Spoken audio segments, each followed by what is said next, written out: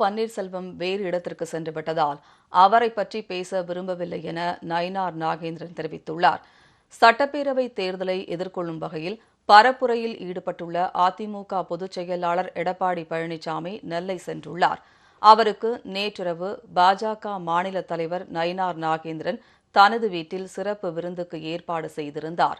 இதில் L. Murugan, Tamilisai Soundararajan, H. ராஜா உள்ளிட்ட பாஜக தலைவர்களும், எஸ்.பி. வேலுமணி, கடம்பூர் ராஜு உள்ளிட்ட அதிமுக முன்னாள் அமைச்சர்களும் கலந்து கொண்டனர்.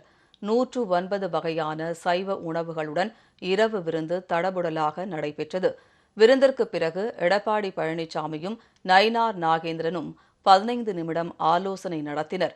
விருந்திற்கு பின் செய்தியாளர்களிடம் பேசிய நயினார் நாகேந்திரன், தேர்தலுக்கு இன்னும் காலம் இருப்பதால் நிறைய மாற்றங்கள் வரும் என்றார்.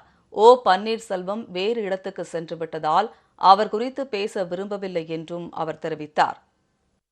மீண்டும் ஓபிஎஸ் தேசிய ஜனநாயக கூட்டணியில் இணைய வாய்ப்பு இருக்கா? நான் அதை பற்றி எதுவுமே 2026 வெற்றிலை சட்டமன்ற 2026 200க்கும் மேற்பட்ட இடங்களில் தேசிய ஜனநாயக கூட்டணி நிச்சயமாக வெல்லும். இதனிடையே முதலமைச்சர் ஸ்டாலினை வீட்டில் சென்று சந்தித்ததில் துளியும் அரசியல் இல்லை என பன்னீர்செல்வம் விளக்கமளித்துள்ளார். உடல்நலம் விசாரிப்பதற்காகவும் சகோதரர் மறைவுக்கு இரங்கல் தெரிவிக்கவும் மட்டுமே சந்தித்ததாகவும், இதனை அரசியலாக்குவது நாகரீகமற்ற செயல் என்றும் அவர் தெரிவித்துள்ளார்.